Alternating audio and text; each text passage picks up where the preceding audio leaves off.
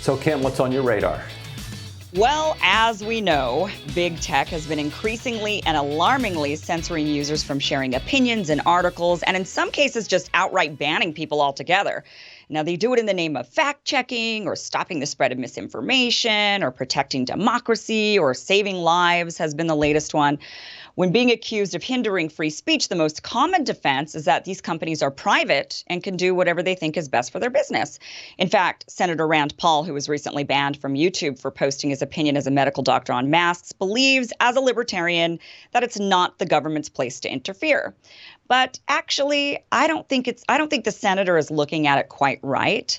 It isn't the government's place to interfere. Maybe he's right about that. But the reason they're censoring isn't because the government won't or shouldn't. It's because the government already has. If big tech were truly following the mantra of a free market, they would allow any and all users' opinions, lifestyles, politics, and passions to post anything they want that isn't illegal. The more users they get, the more money they make. That's the way it's always been with social media. It's of no benefit for them to ban people and their viewpoints, thus dwindling their pool, thus dwindling their revenues. And it isn't the disgust of the user base that's driving the censorship. We aren't seeing mass user boycotts if these tech companies don't sanitize their platforms into uniform consent. People actually like to see someone they utterly disagree with say the next despicable thing. One of the addictive qualities of social media is the tension, the arguing, the ability to own someone with a clever quip. D-list celebrities became A-team resistance by doing just that. So what actually is causing them to censor is the government.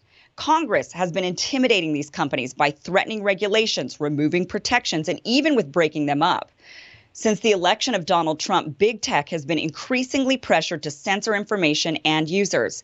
Democrats, believing Russia was behind his election, demanded Facebook and Twitter eliminate fake news. In 2018, Sheryl Sandberg and Jack Dorsey were called to Capitol Hill to pledge their commitment to eliminate hate speech, harassment, fake accounts, and toxic interactions.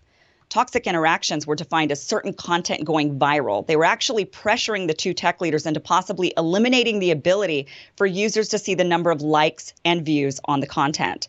In April of 2018, Mark Zuckerberg was pulled into 2 days' worth of congressional hearings over the Cambridge Analytica scandal and Russian meddling.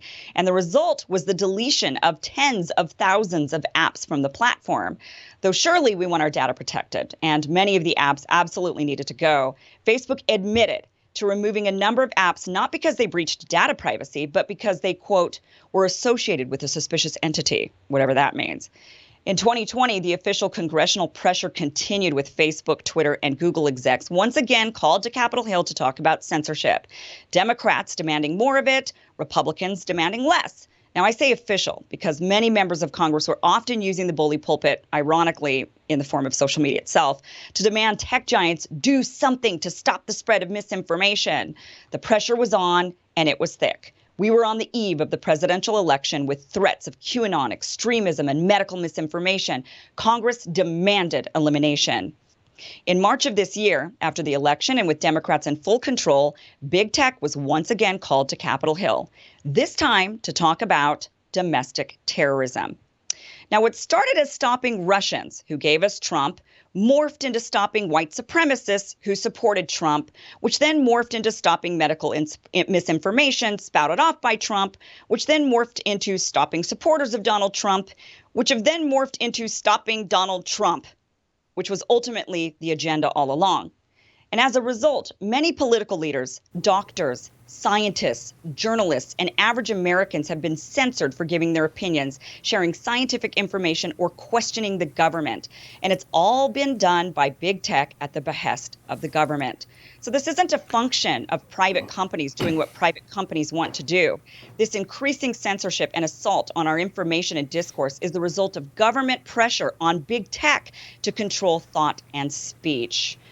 So I think this is obviously a First Amendment issue, and that this could potentially be taken up in the courts. I know Donald Trump is attempting this. And, with all that government pressure, I'm curious, Ryan and Alyssa, what you guys think, if this is something that could be argued as an actual infringement on the First Amendment.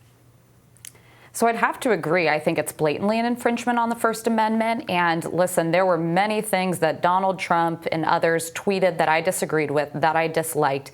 but I would defend their right to say them. And this whole idea that we just kind of have to cave to our big tech overlords and that they're going to determine what's morally acceptable, what's medically acceptable, goes way beyond the entire concept of the American experiment.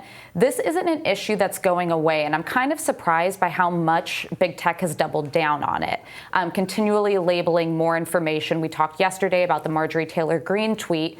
Listen, I don't like what she has to say, but she absolutely has the right to say it. And it actually fuels, I would say, a lot of the distrust, the distrust that they're afraid of it stoking with the information when they in fact just take it off of platforms in the first place. We're much better when we have a free flow of information, free idea sharing. I think this is something that, if brought to the courts, I'd be curious where it lands, but I certainly see it as an infringement on the First Amendment. Ryan, what do you think? Yeah, if you need to be participating on a particular social media platform in order to be part of the public conversation, and I think that's true in particular with Twitter, then I do think it raises serious First Amendment issues, because by pushing someone off that platform, you really are, depriving them of the opportunity to speak. And when it comes to an elected lawmaker, whether it's a senator like Rand Paul or Marjorie Taylor Greene, who was elected to Congress, whether anybody likes it or not, it really deprives people of the ability to know what it is that she believes, so that they can then respond to that at the ballot box. Donald Trump's use of Twitter, was something that kind of galvanized his campaign in the early stages. It was a source of his power and his ability to drive the news cycle. It was also the source of his demise, because it gave people, insight into his, minute by minute musings and the way that he thinks about the world. And more than 7 million people, decided that wasn't something that they wanted in the White House, and he was voted out. If we only understood Donald Trump's approach to the presidency mediated through CNN, Fox, MSNBC, New York Times, Washington Post, maybe the voters make a different decision. If you would go read like the lead of a Washington Post article about something that Donald Trump said on Twitter, they would go to pains to make it sound reasonable and rational. Now, they would disagree with the policy itself, but they would formulate it in such a way that said, well, that's a well-articulated position. You then look at the actual tweet that they were referencing, and it's like all caps hysterical nonsense. And so, so people, rejected that. And if you don't give people that chance, you're depriving them of their kind of ability to participate in a democracy. Yeah, Yes. for sure. There's a lot of that. Something that might be interesting to look at in terms of, court precedent on this as it goes forward is there was a case a couple years ago that basically determined members of Congress can't, from their official accounts, block people on social media. I believe it was specific to Twitter.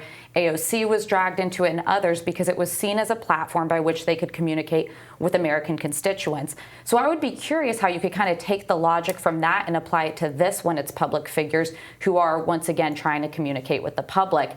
I would think that the courts would come down in favor of the First Amendment side of this, but we shall see.